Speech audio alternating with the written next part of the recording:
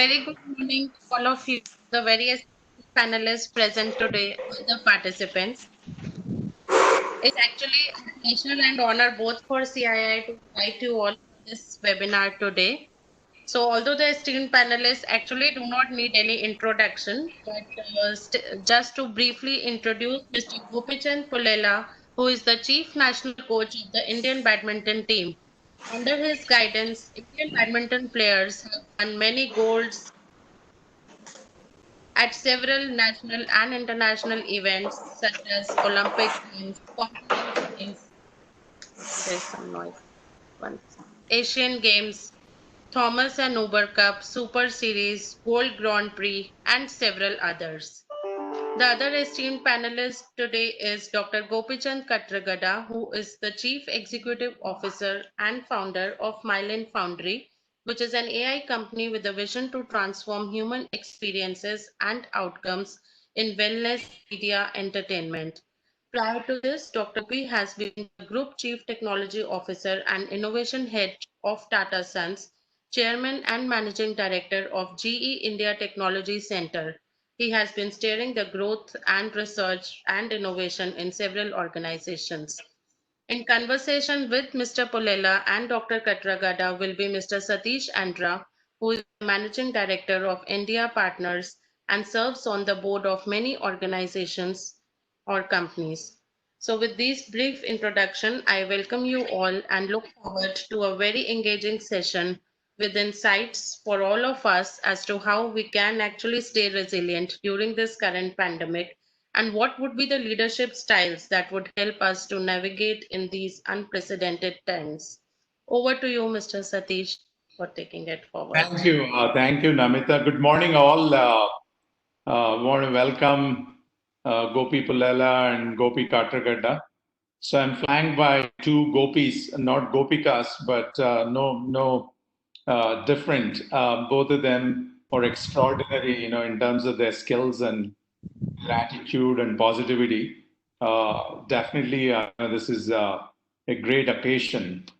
We can't help you with that Gopika department, Satish. It's all up to you. Yeah. So, there are parallels between, sportsmen of excellence who achieve, sportspersons who achieve excellence and also entrepreneurs or business leaders. Because, what it requires is grit. It requires extraordinary efforts and the passion and, they strive to leave a mark on the world. So that's the reason why there's so many parallels between entrepreneurs as well as great athletes. We all know, today, kind of the pandemic crisis pervades us. A lot of enterprises, their supply chains are disrupted. They've lost revenue. They're very tight on cash flows. If you really look at consumers, they've lost jobs, and then there is income loss, and there's fear and panic. Governments are very, very busy managing the pandemic and trying to have revive local supply chains, at least for essential, goods and commodities. With that kind of environment around us, what does it take for us to stay sane and still be productive and still be cheerful and still be healthy? That's the focus of today's discussion. My name is Sateesh Andra. I manage Endiya Partners, a venture capital fund. A relationship with both, apart from the fact that they're dear friends. So Gopi Pullela is also a trustee of Endiya Partners. He's on the board. And Gopi Katragadda's new startup, Meylin, Endiya Partners, we were fortunate to fund, be the first investor, in Meylin. I want to start with Gopi Pullela, and then I come to Gopi Katragadda. Gopi, today's scenario, don't want to harp on what's happening out there. I think people are reading and experiencing. Tell us about your own journey, and in the process, tell us how you've navigated every emphasis on navigating the time. Tell us about your own journey. For me, sport playing was not a career option when we started off. I think for most of us, at least in that period of time, it was the same. It was only by chance that I took the sport up. And every time I moved one step up, the next step looked possible. And, uh, and the journey continued. So I went on from playing at the district to a state level to a national level. And when I won my first junior nationals, played for the country, and importantly, got a job in Tata Steel, that's when almost my badminton career had actually started. For me, sport has been uh, everything in my life. I think I was very fortunate to being a player in the first place, and today to continue being a coach um, and being part of the sport today. For me, there are a lot of I've had in my career, but I think the most important one as a player is that although it might look complex from the outside, it is very simple. I think you need to focus on what you need to do and day in and day out and figure a way of making the boring thing exciting, if that were a statement. But it just to do the same thing over and over again with renewed enthusiasm, whether you win or lose, I think was the most important lesson in my life as a player. So Gopi, I remember one of Daniel Pink's statement. Daniel Pink wrote this wonderful book called Drive, and he's a psychologist. He talks about motivation 3.0 is really the reward of performing the task should be the joy of performing the task. So I think you're emphasizing that point.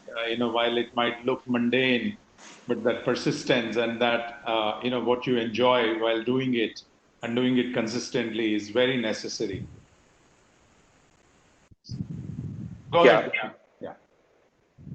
For me, I think one of the beauties of sport is the fact that you're able to focus, and your entire life is about leading you to a very simple question. Is it good for my sport? And if the answer is yes, you do it. And if the answer is no, you don't do it. So that's why it's very nice. And this is where I would kind of say that sometimes when you are driven, motivated, um, it's very difficult to continue doing something for a long period of time. And that is how what's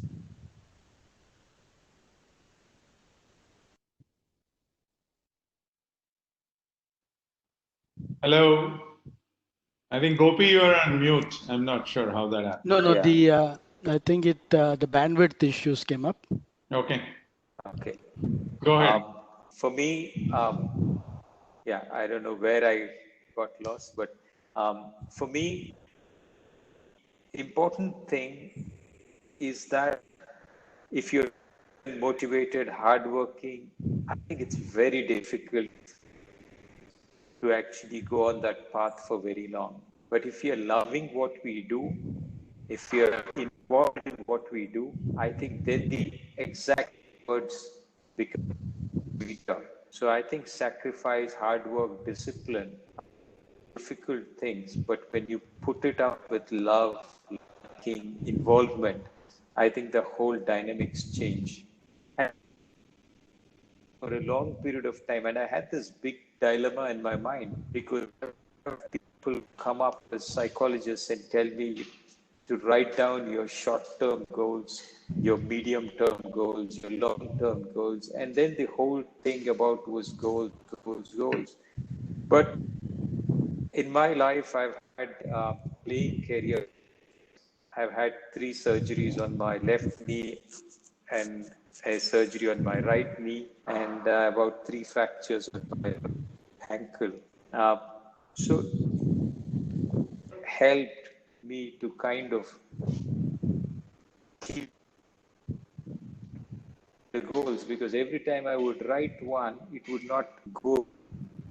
So for me, the best thing was to get up in the morning and do the best of what I can. So today, when I talk to players, when I'm talking to anybody, my strong belief is that the day you make your goal, you're done. You don't have the short term, long term, medium term, very long term. All of the goals are taken care of. The idea that the process should be your goal.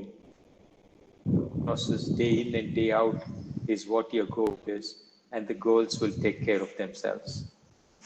Great. Yeah, I'll move to Gopi Katragadda, but before I do that, Gopi, I think you're emphasizing a blend of spirituality, right, with contemporary lifestyle. I mean, you talk about, being in the present moment, and then you talk about, that love and passion, and which may not be very quantitative. So definitely one needs to have that outlook. And today, in the modern corporate world or education system, you're only taught how to be the best programmer or how to be the best engineer, best doctor, whatever. Sometimes the complementary side is not something that you're very aware of. But now I'll switch to Gopi Katragadda. Gopi, you've had a journey, from, you were in US, came back, was running GE, then went to Tata Sons as CTO, and now moved into a startup world. So one is that professional journey, but I also know kind of the other side of you, a wonderful artist, creative person, colorful guy, who wears very colorful dresses. I don't see many people wearing the kinds of colors that you wear. So tell us about, your journey and, in terms of especially certain setbacks in life and in a negative environment, how do you handle that? How do you take care of that? Sure, Satish, and if you're okay, since I am the corporate guy, I'll use a slide if that's okay. I'll not take too much time, but I'll be. As long as it's not boring and you do it quickly. Yeah. Yeah, boring. We'll try not to go into that zone. But this will help me, and it'll help have a visual in front of the audience as well. To your question, yes, of course, from a career standpoint, it's been a good journey. It's been a wonderful journey. And again, given that the topic is resilience, I would love to talk about the things which help you become stronger. So adversity actually, if handled well, builds muscle. I'm sure Gopi Pullela will also agree with that. But really, a corporate journey is a learning journey, and that's how we should look at it. So my career, Satish, I would say began when I started earning. That's how I look at it. And I started learning immediately because my research assistantship at Iowa State is where it all started. I was working straight away for NASA, and the first thing which I learned immediately was the ability of people to take bets.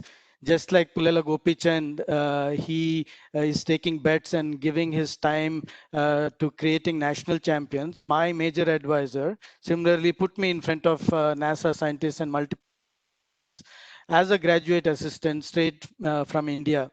And that also gives you another lesson, which is to be able to deal with customers, to be able to deal with tough customers, and to be able to gel as a team and deliver as a team, and not start pointing fingers at each other, be it sport or be it corporate world. I think that teamwork enables you to go through tough situations. The going got really tough in my first job when we were working for customers who were expecting significant contributions in research and development based on the fact that they were funding us. And the learning there is that as a team, we all work differently and we need to respect each other's differences and deliver together. And in doing so, there will be times when the customers are happy and there will be times when the customers, despite your best efforts, will point fingers at you. In those times, how you work together as a team will differentiate a winning team, a resilient team from anyone else. And if you do it right, and if you are able to be that person who brings the team together in the right way, you will not only come through strong, you will be able to grow in your career, but your growth is only because you have been able to push people who you are working with also ahead, people who are above you and below you also ahead. So that was my growth into VP of R&D in the US. From a 40-person organization, we grew it to 400 people. From a senior research engineer, I grew into technology leader. There are times in your career when you have to take what looks like steps back in order to be able to run fast and jump ahead. So when I came back to India from being VP of a 400-person organization, I came into leading a lab with 4 people and then charted to grow it. And in many ways, from corner office to cubicle, from 400 people to 4 people, in many other ways, compensation wise, it looked like a step back. For me, it was not. So for me, it was about being in the sweet spot and continually looking at, is it my sweet spot? My sweet spot is technology, people, and India. If all 3 are there, great. If 2 are there, also it's okay. 1 is there, I will probably not take that opportunity. So with G, I had that sweet spot come together on all 3 axes. So for me, it was a move up, but in many ways, you can look at it as a move down. But you're like a cork in water. You will always float to the right level. So very quickly from leading that lab and growing that lab, being asked to lead research team, then the engineering team, then both the research and engineering team. It happened because of the fact that we as a team produced world-class champions from GE John F. Welch Technology Center in terms of intellectual property. And then I had the opportunity to contribute maybe even more from an India standpoint through the Tata Group. And so that's what I took that opportunity for. And Tata Group is known and continues to be a group which stands for not only ensuring that as a corporation it succeeds from a monetary standpoint, but it also looks at giving back to the society. So the research that we pioneered there for the globe is to look at workers, is to look at farmers, is to look at those populations which have nobody thinks about, and creating technologies which are world class, global first, and at the same time, money making, which is not a bad thing, right? So that is what that part of the career was. And you know that I was hired by a wonderful individual, and the group went through what would be the most major corporate boardroom battle. I was in the middle of it in many ways. I was also able to continue in the organization after that, showing the professionalism of the organization. And I also chose that maybe there is an opportunity for me to contribute more to that intersection of technology, people, and India by being part of the startup ecosystem, and that's where I took on this role. Long answer, Satish, but that will help me with the rest of your questions. No, I think you've had a wonderful journey, right? But what I wanted to bring out was any setbacks, through your journey, or you the lucky one who never had any setback in your entire life, and how did you deal with that? Yeah. So some of people out there, will learn few things in terms of how do you deal with disappointments and kind of setbacks. No, I'll talk about that. I believe that success is only a point in time. Setbacks are your constant companion. And really, when you're able to deal with those setbacks constantly, is where for a momentary, fleeting moment, you can feel success. Then again, it disappears, just like a butterfly which sits on your shoulder for just a fleeting moment and then it's gone. And at the same time, the setbacks are not setbacks if we treat it as a learning opportunity. And that's what I would request everyone to look at it as. So I'll give you examples because I think that's what you're looking for. So my second job or second opportunity within my first job was to work with heat exchangers and work with Electric Power Research Institute. And the fact is that I'm an electrical engineer. This is a mechanical engineering subject, but I was not afraid of picking it up. The confidence is required to be able to deal with these scenarios. But the setback is that no matter how we dealt with it, what we delivered, the feedback to the organization was negative in terms of what we delivered. And very quickly, also the team tended to, we're only a few people, but there was a finger pointing within the team which started. So in that scenario, to be able to bring the team together and help us each other understand that we are not going to succeed in this manner, and then bring the customer on board, make him part of our success, was what was required. And since you asked the question in a specific way, the way you deal with this and the ability to create your own success mantra is important. And in that scenario and in later scenarios, this is what I've lived with, is that you need to be very action oriented as an individual contributor and as a leader. So you have to create, nurture, and change. Constantly create, nurture, change, repeat. Create, nurture, change, repeat. To be successful, and there is a mindset associated with it. You have to create with freedom, nurture with passion, and change with detachment. And in order to do this well, you have to be physically fit, you have to be mentally fit, and you have to be spiritually fit. And there will be scenarios where you do not control all this. There will be external factors which will make you physically unwell.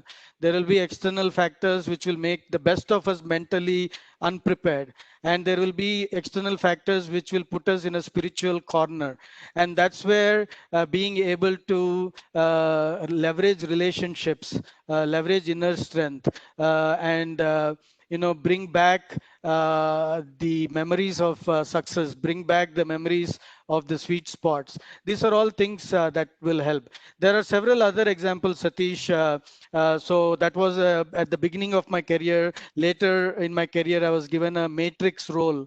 A matrix role is the worst possible way you can get introduced to management. Because you do not have any authority but all the responsibility.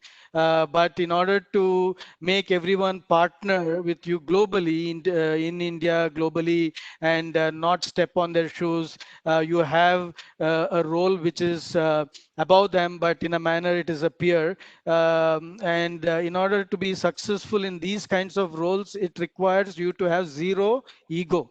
If you have any, even an iota of ego, you're not going to make it in these kinds of low roles and as leaders as well. Even in the Tata Group. Yeah, go ahead. Sorry.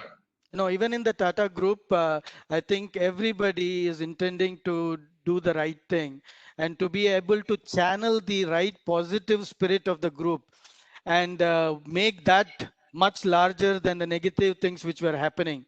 Those are the kinds of things that will, bring the corporate athlete in you out and make that corporate athlete meaningful for yourself, but also for the organization.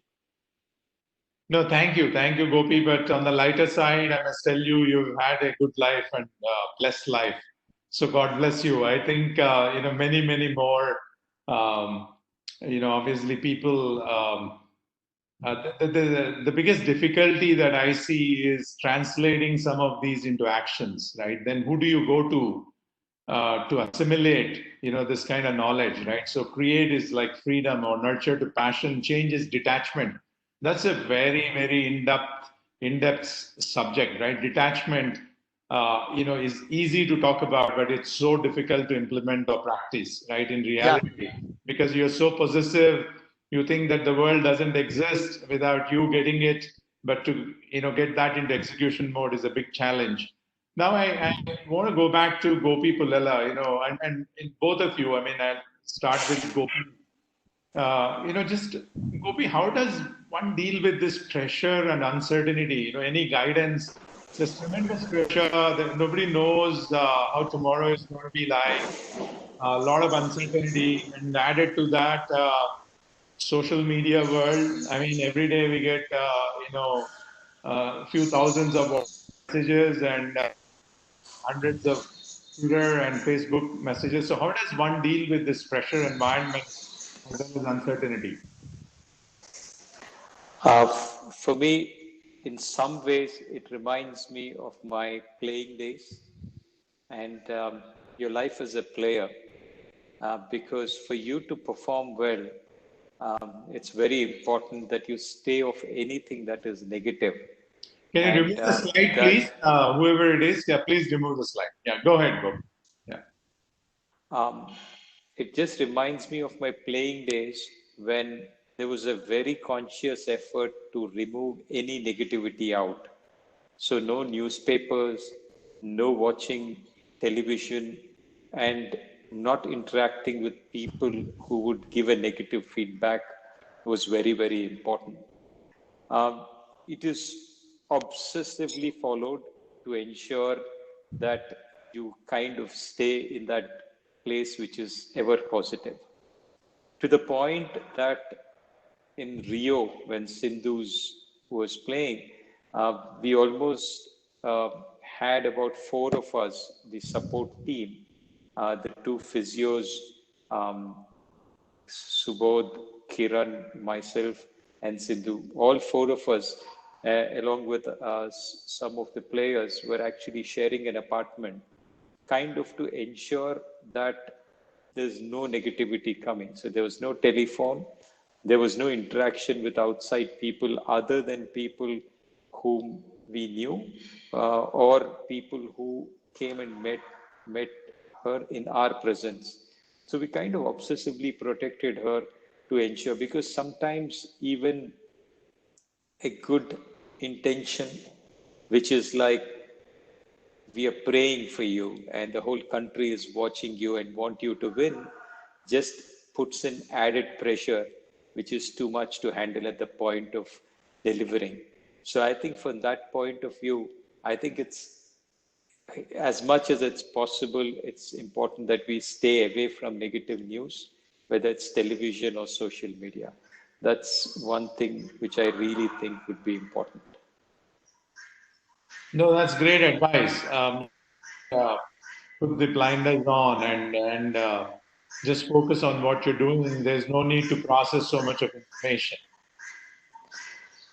Yes, I think it's very clear that there's only so much you can do as an athlete. I can go back to those examples because I just see so much of similarity, especially in times like these, because it's just the same thing in the sense you need to go shut yourself and do what you can. And as an athlete, if you're injured, people talk about hard work, discipline, sacrifice, and those. But one of the most basic things is patience and not to do anything stupid. And that is a very important thing.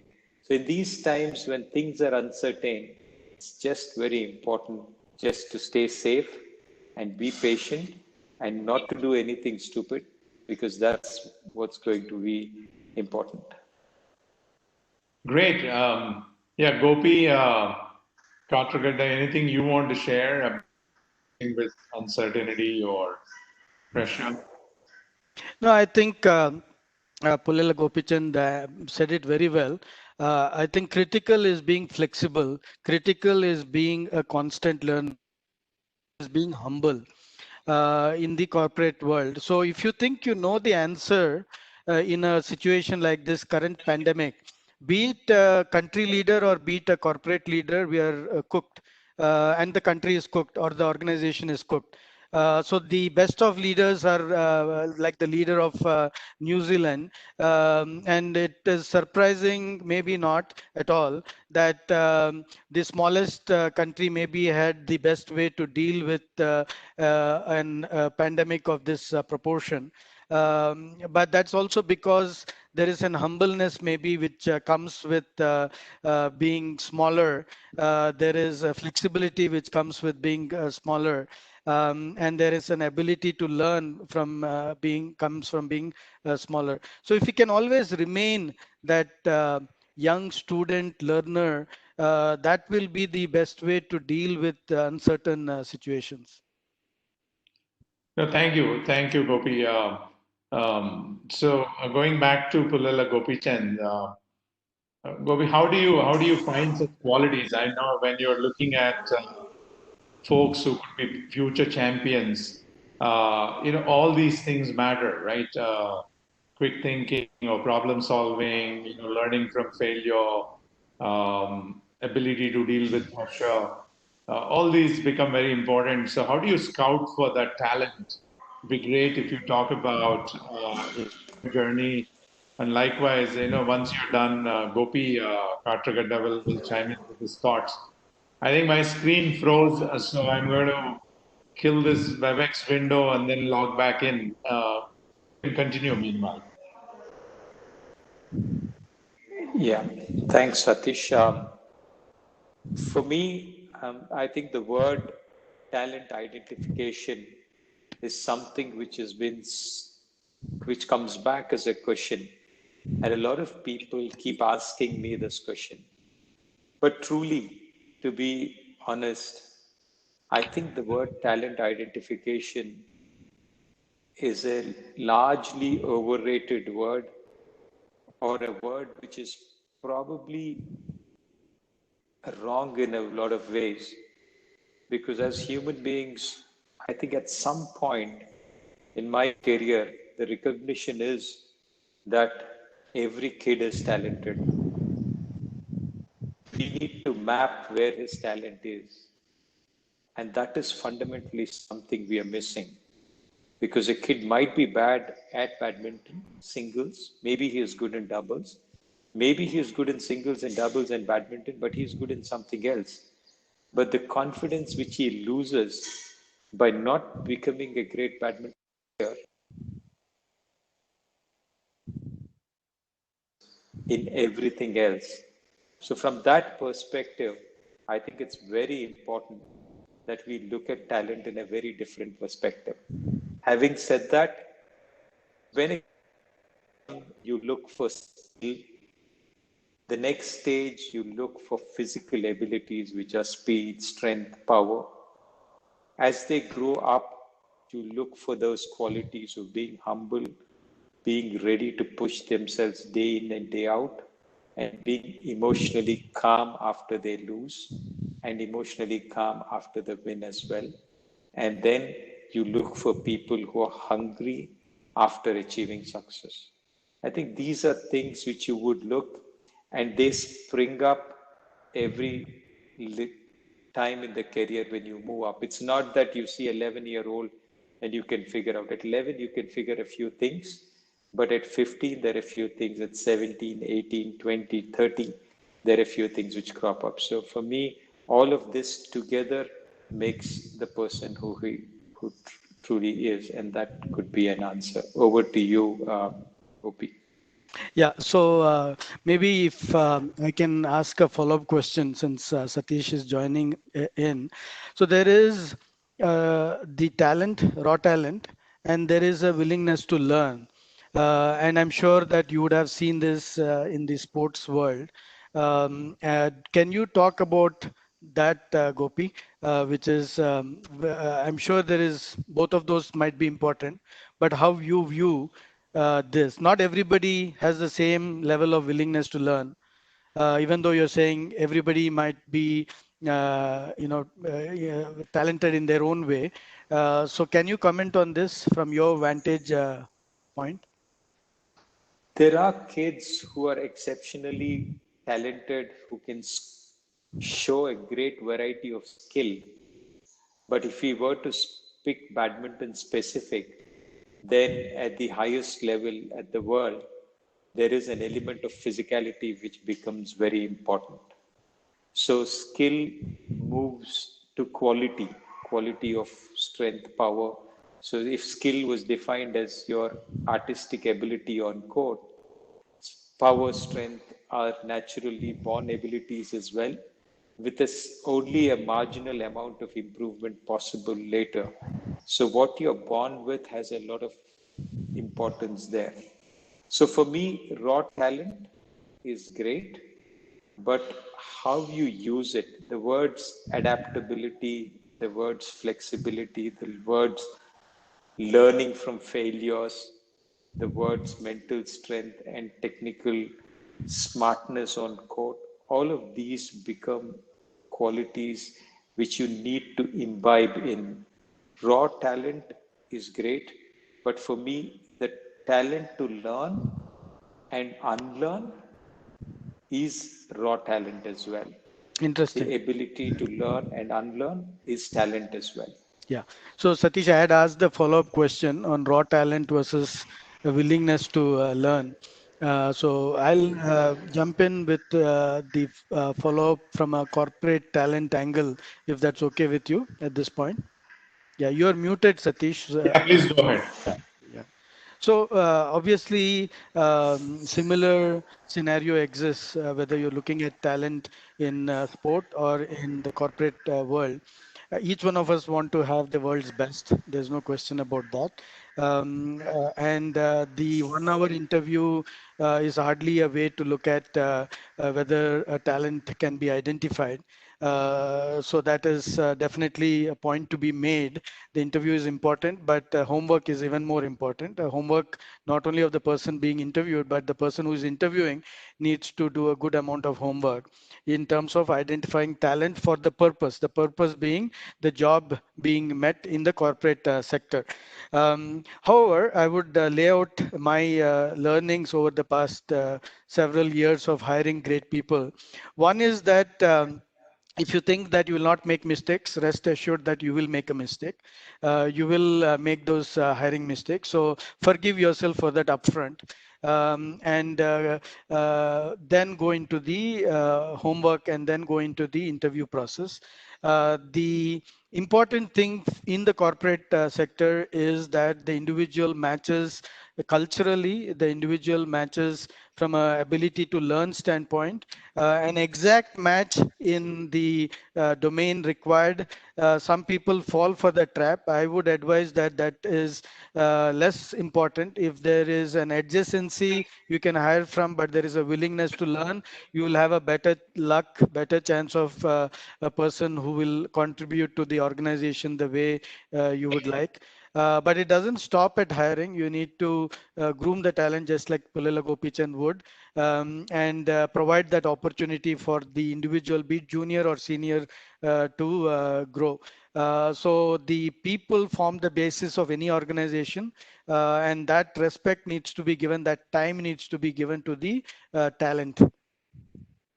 No, thank you, Gopi. I think a lot of us, whether in the corporate world, of course, our knowledge and journey in the sporting world is very limited. I mean, of course, we have Gopi Pullela there. I think a lot of times we emphasize on looking, for the skills that we need. These job descriptions are huge, multi-page documents. But what we miss is really the innate characteristics that position requires. And when you hire someone, would that someone have those skill sets? Let's take, a fairly tough customer success position. While, ability to read, write, all that is important, communicate, be punctual, all of that is important. If one doesn't know how to think on their feet, if one cannot have empathy, they're going to fail. Very often I've seen in the corporate world, you will write all the, traditional job descriptions, but you miss the most important points that make that person successful in that particular role. So one needs to kind of capture. But also the second thing I think is that a lot of times the feedback becomes, more an exercise or a ritual, that you undertake once in a while. I think that doesn't work. You don't want to bore them, by giving them feedback every day so that they're scared or afraid. You don't want to create an environment of fear, but you got to let that feedback go on a very regular basis so that they know how to calibrate their own journey. So that becomes, kind of very important. So, So Satish, if I can request you to talk about how do you identify companies that you invest in, because that's also critical. If you don't mind me taking that opportunity. you can put me on the spot, Gopi, but the honest answer is I really don't know, and that's the reason why I continue, waking up excited because that's thinking that's something that I would learn, right? But over 10 odd years of investing, I think developed a gut.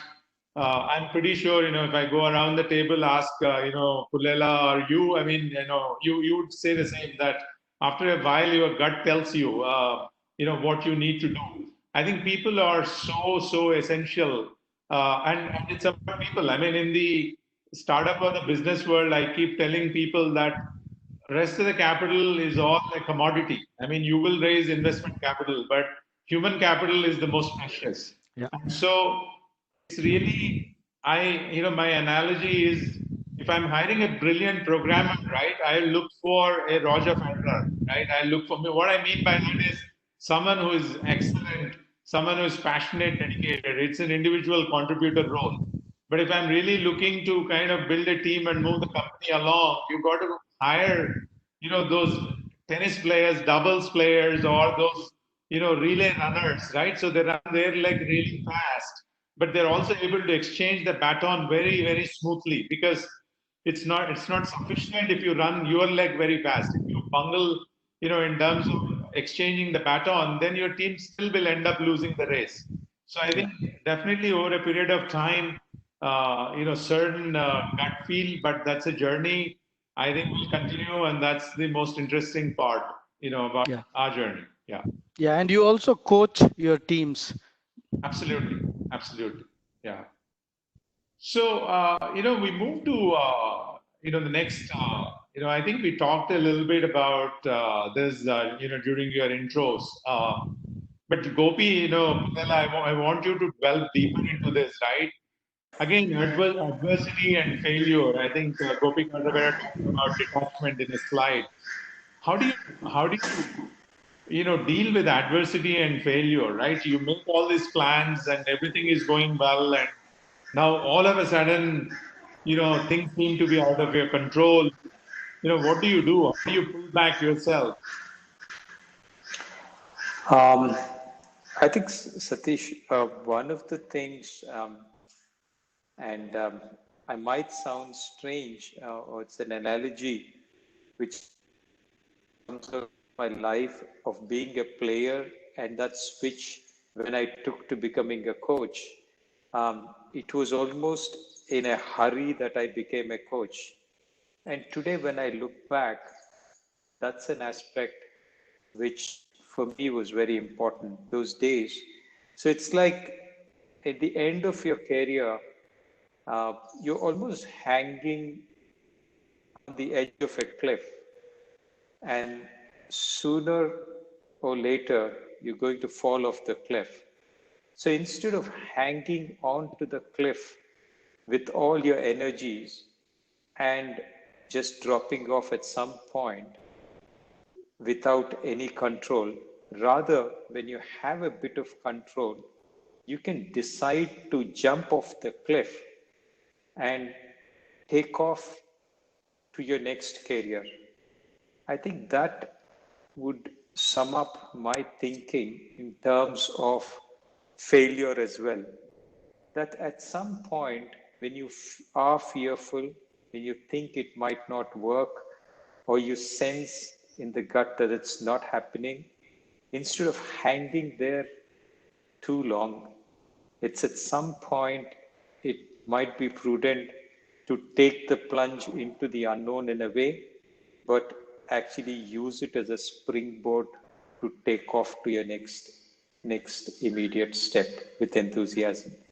So that's a little difficult one, because for a long period of time you're spoken about being gritty and being spoken about being don't leave something and you need to hang on there.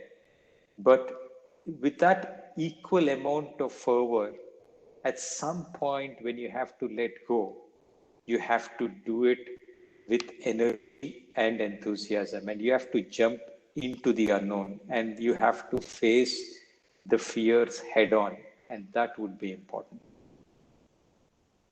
Yeah. Gopi? Yeah, totally agree. So when I say change with detachment, that is, don't do it slowly, don't do it tied into the past, and it's not going to work. So be your own disruptor and find the next opportunity, and do it with a sense of urgency. So that is what I'm talking about. I totally agree with Pullela Gopichand. I think the critical, okay, from a corporate language standpoint, it's called novation. Novation is finding the right time to move on to the next big thing. So there is a good way to do that as well, but happy to discuss at a later point. Sure, sure. And Gopi, I think you briefly touched upon this. I mean, you talked about your transition from, a player to coach. What were the adjustments that you had to make? And I think again, to draw a parallel in all of the corporate world, I think people go through that kind of evolution. Whether you're talking about a small medium enterprise to a fairly large corporation or even a startup, you may start as more an individual contributor, take up responsibility for a team and eventually maybe for a division, and then you're running you have to make adjustments. So what kind of adjustments did you make, and how did that awareness emerge or clarity emerge? Because there's no book to read. At least in the corporate world, I can go read a book or watch a TED talk, get some guidance. But in a sporting world, that's quite tough. I mean, you are an All England badminton champion on one side, and then you are a Dronacharya Award winner on the other side, and you've handled both of these so deftly. That's quite amazing. So how did that happen? Well, for me, very fortunate that in my life I had great coaches, and also traveled quite a bit growing up and learned a lot of things by trial and by almost the end of my career in 2001. By the time I won the All England, I kind of somehow in my mind felt that I now know the formula, what is required to win at the world stage. And I was eager to continue longer and win more. But unfortunately, I had a lot more injuries, and I had to kind of fade off because I realized that I knew what I needed to do, but I didn't have the body to use it. My best chance was to pick the next bunch of juniors. So in 2003, I actually took about 25 kids and started coaching for 2 months. And in 2004, almost started fully coaching them on a daily basis. So it was almost like I knew what needed to be done. I didn't have the body. Let me find people who can use it. And that's how this whole thing started. So for me, the experience of being a player was very, very important. For me, life of a player was a question asked against one question, which is it good for my sport? So it was the entire focus of the mirror was towards yourself. But as a player, as a coach, that thing shifted exactly to the opposite side. And all the questions I ask is, what is it that can make my student better? And how should I be? So that was my coaching philosophy, strategy, style. It was what was good for the player was good for me, was the way I looked at it. So for me, that was a big shift, and that was very important. The other aspect is I didn't know the things which were needed to be a coach in some sense, everything, but I owned the players and I believed that the players belonged to me. So I did whatever was there in my my armory knowledge to help them. If I didn't have, I went searching, I found out. When I wrote my final exam of BA, I actually thought I'll never read or write again. And I thought I actually will never write an exam again. But then I started reading, I started attending courses, I started learning because I felt the players needed next steps and I needed to be prepared for those steps. And that made me go through the entire thing of almost becoming like a student again. So that's amazing. And I watch you. So sometimes, you're pretty much meditating on the court when your ward is playing. Sometimes, you're more animated than the player on the court, right? How do you make that switch, and what drives, that awareness, saying that this is what is needed at this point of time? And also, for sometimes, if they say, if you, as a coach, if you have not played the game, you would have a very different perspective. But if you played the game, you knew how to do it, and if you're even successful, so you have certain biases. So how do you kind of overcome those biases, when you get into coaching? Well, for me, for many coaches, for players, it's probably one match. If you're a supporter, it's one match. You sit through the match, you walk off, and then you can have an emotional roller coaster. You can live with that. But when you have, say, 10 players of your own playing on a day, and you're sitting behind for 10 matches, and if you're volatile for each match, then there's too much of a heart issue to handle. Right. I think it becomes too much. So over time, you realize that it's important to be calmer. So it's important to just stay grounded. And it's also important that you don't add your pressure to the player. And if the player responds to you by being animated, that's what you should do. And if the player senses can be calmed by you being calm, I try and stay calm. But by and large, there's very little variation in what I think when I'm sitting back on court. So the nervous moments come once in a while. I thought I had conquered it all till the night before the semifinals in Rio. I realized that there were big things in the skeleton inside, which were there. So the cupboard has few surprises once in a while, but those are not too often now. More or less, it's a calm state where over time you realize that as a coach, you cannot take so much of pressure. It's important to stay calm. Right. But I think, Gopi, those moments are also important because that's what is encouraging to you, or that's what you look for in terms of, right. So I think those moments give you a kick, right? It's strange because you think you've matured. You think that years ago, when I was, say, in 2000, and I played the Olympics, and you just feel that you've moved on and you're now more mature and you're not so emotional anymore. But you realize that something comes up and then the emotion is back, and so you really don't know some of these things. And yes, Right. That's what makes the journey so exciting as well. No, I completely agree. I want to move to Gopichand Katragadda. Gopi, again, PE world is very different. Tata world is very different. And now Meylin is very different. Whether it's in terms of product, target customers, resources you have as an organization, what you need to accomplish. What's your advice? How do people go about planning this? How do people go about getting up to speed? I mean, there's so much change in each of these environments, right? Yeah. The purpose. And so how did you go about it, and what are your lessons from those journeys? No, absolutely. And for a later question for Pullela Gopichand, as a follow-up from your earlier one, I would be really interested in knowing how Gopi handles the fact that he has expressed gratitude to his coaches, and I'm sure he has many of his students who express, but it will not necessarily be 100%. So I would love to hear how you handle that, Gopi. But we'll answer Sateesh, and if it's okay with Sateesh, we'll give it. Certainly, Gopi. No, absolutely. Yeah.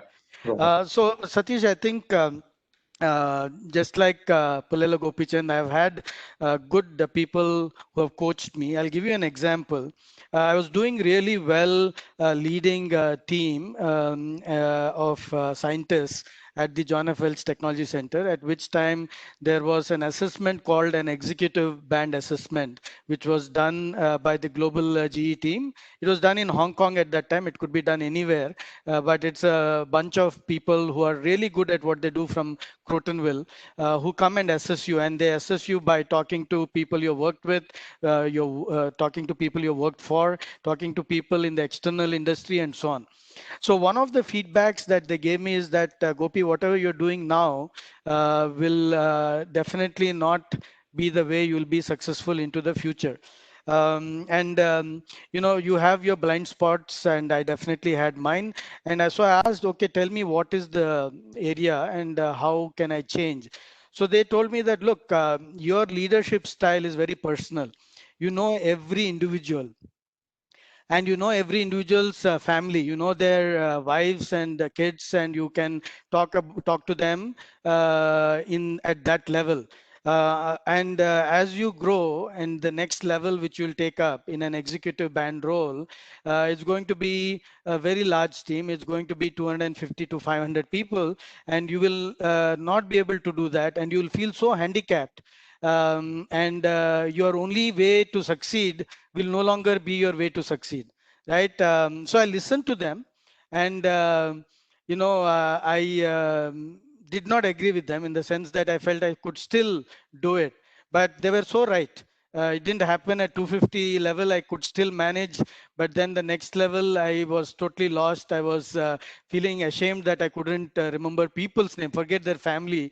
I couldn't remember my people who were part of my organization, their name. But then I learned to forgive myself, and you know, the way you look at it in terms of the overall growth in a corporate leadership role is that you start off by managing tasks, and then projects, and then programs, and then people, and then strategies. And at each time, at each point of time, you need to novate. Novate means that you cannot be doing what you were previously doing. Otherwise, you're doing your employee's job, and that is the biggest disservice you can do to your employee. So let them do what they should be doing, and you move on to the next. Yeah, go ahead, Gopi, if you want to address. Well, that's actually a question which is for every coach, mentor. I think that's a question which is very difficult one. So one of the first lessons which I learned, there were two of them when I was taking up coaching. I had Puri sir, who was our chief coach. He said, Gopi, if you take up coaching, there will be people who will say, if you don't take up coaching, they'll say that he had a chance, he didn't do it.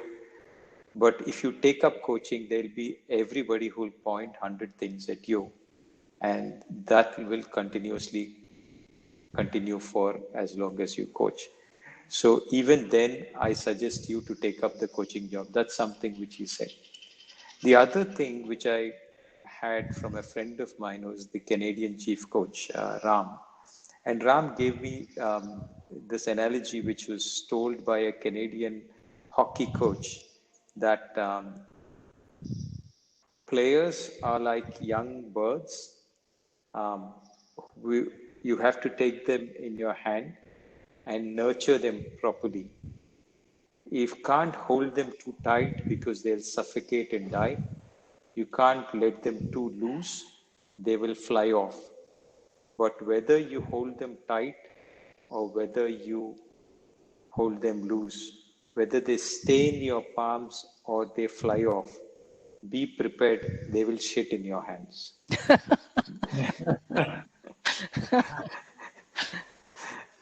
This is something which I keep remembering. True of babies also.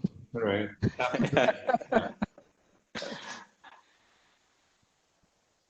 So maybe, we'll take some questions. If folks have questions, I think this is the time. Please, let us know. So Namita, if you are there, or Divya, if you can moderate, I know that there are few questions on the chat or comments on the chat.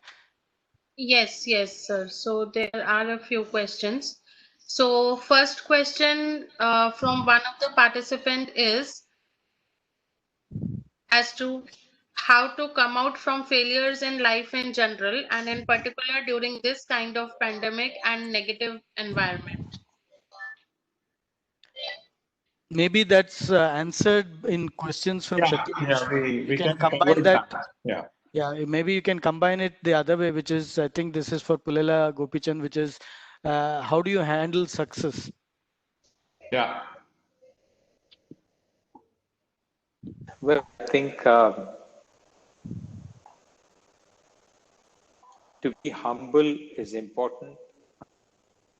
To actually stay grounded, especially after you win, is important because if not, you will fall down very hard. Perspective, it's very important to understand you won because of things and you succeeded because of a lot of things. And at the end of the day, to being the best you can be is doing justice to that. And your role is not too much in that overestimate yourself. And it's okay,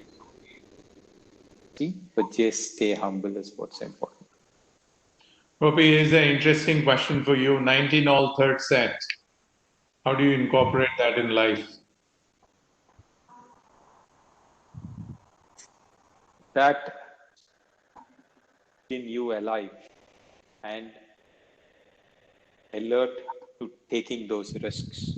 And it's and that should be attitude going into that situation. And at the end of the day, it's only a game and you'll get your chances. And you'll come back and fight for another day. But on that day, you just need to be that kid and be playful with that moment. How much of understanding self, right? Again, this is very, very different. It's not taught so much in your school education system, or sometimes, depending on the activities that you undertake, even in society, you may not get an opportunity. Sometimes you may, but how important is discovering self, while navigating all of these situations? Any specific instances, or you want to throw light on that, Gopi? I mean, at what point of time that awareness, right, became, very important for you, or do you feel that, oh, I wish this has happened like 7 years ago, it would have been a different outcome. I know whatever has to happen will happen, at the time it is supposed to happen, but how much importance is that awareness? This is which Gopi, Gopi? yeah, Pullela. Yeah. Yeah, you can also take it up, Gopi. Yeah. Okay. Gopi, you can go ahead. I can answer this after you. Okay. So in terms of from a corporate angle, I'll stick to that angle.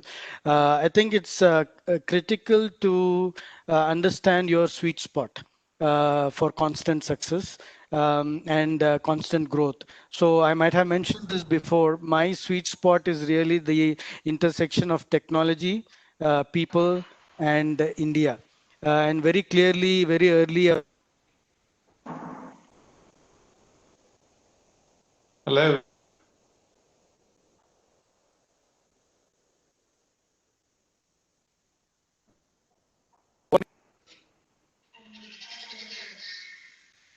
Hello. Yeah, can you hear me, Satish? Yeah, go ahead. Go ahead. Yeah. So for me, it was very clearly the sweet spot. So is that an identification of a self? I don't think so. I think in context of the career, it is an identification of a sweet spot. Self is a very ambiguous topic, and you have in India itself so many ways of thinking about it. I'm a student of Sankhya yoga, and it leaves the question of the self in very measured terms. It's a system engineering approach of understanding of the self.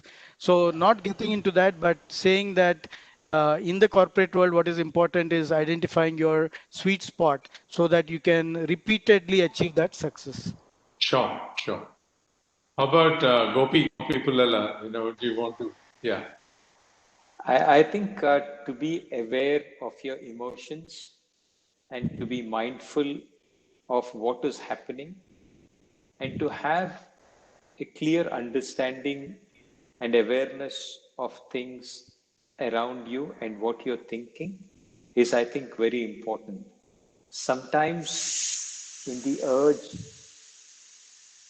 in the career, in the middle of the moment, we tend to be aware of the entire situation, or we tend to be too glued in into the center of the storm that we are not able to take a view from outside.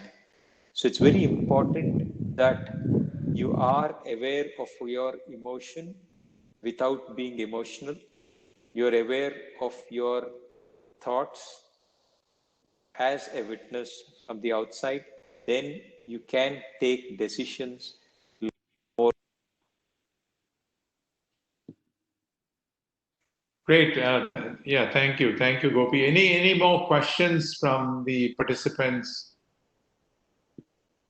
So yes, there are indeed. So so one of the question is, what are the qualities that you would search for in selecting students while grooming them to be champions, and what are the things that you would avoid to be doing while coaching champions? But I think, Namita, we covered some of these during our Yes, so discussion. some of this So is anyways covered. So most of just those Q&A, we've covered some of those topics during the discussion. if you want to add anything to further it. Then there is another question is, what would be your advice on handling success well? So that's again kind of. And that was, I'll let them chime in. Yeah. Anything Yes. else? Yeah, I think Gopi covered that. Yeah. There was one question around um, this was in the chat window. One second, let me come back to that. Yeah. So in the nuclear winter, what kind of skill should one aim for? That's a slightly different question. Maybe we can talk about that. Go ahead, Gopi. Yeah. Yeah. So do you want me to go ahead, Yeah. Sateesh? Yeah. Yeah. So few things I wanted to point out on this topic is that it's a wonderful opportunity to redefine what is success. It's a wonderful opportunity to redefine what is leadership. And leadership in trying times, and given technically where we are, if I can take a shot at it, I almost feel like we need to be hunter gatherers in the age of connected machines. So what is going to happen from a technology standpoint is that we will be given back time. A lot of the things that we are doing today can be done by machines in the future. There will be still a lot of creative aspects which need to be done. And at the same time, a choice to be made is that do we want to be in the rat race again going into the future, or can we get a little more of a balance? And when I say hunter gatherer, so the number of hours that they worked in a week apparently was less than 20. And the rest of the time they used in social ways, in ways of keeping themselves nurtured. And maybe you can't go all the way back there. Yuval Harari says that from hunter-gatherer days to now, we have made a lot of progress, but really we have optimized our ability to reproduce in large numbers, not necessarily be happy in those large numbers. So if you get back time, what would you do? These are my suggestions, that it would be great to be a continuous learner. And we talked about that today, the skill set being continuous learning. And to be a continuous learner, you need humbleness, but the skill is continuous learning. You need to be a storyteller and an artist, everyone, technology person or otherwise. So Pullela Gopichand is a great storyteller, and he's been able to translate his life's experiences to so many people because he's a storyteller and an artist beyond a sports person. Deep relationships are critical in this age. So the skill to develop those, but more important maybe is to leverage weak ties. So, as hunter gatherers, we used to live in tribes of 25, but really that's insufficient. So the ability to leverage weak ties. By weak ties, I mean people who are acquaintances, to be able to ask them for help, to be able to give them help, and be that connector, and hence the influencer is going to be critical as we move forward. Also, what is very critical is to be connected with the planet.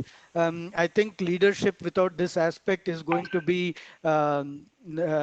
something which will not be looked upon as leadership today and into the future. So it will be bankrupt leadership if you are not connected to the planet. And finally, I think leadership would be about being custodians and not owners. And by that, I mean that whatever we are in charge of, we need to look at it as a privilege, an honor, a custodianship rather than ownership. So from a leadership standpoint in these times and beyond, I think these are the ways to think about it. But also as individual contributors, I think that these are things that need to be picked up. Great. I think now we are almost running out of time. It's 11:20. Want to thank both of you. Pullela Gopichand as well as Gopichand Katragadda. I think important things. Definitely, pursue your passion. Focus on the process. Detachment. Learn to excuse yourself.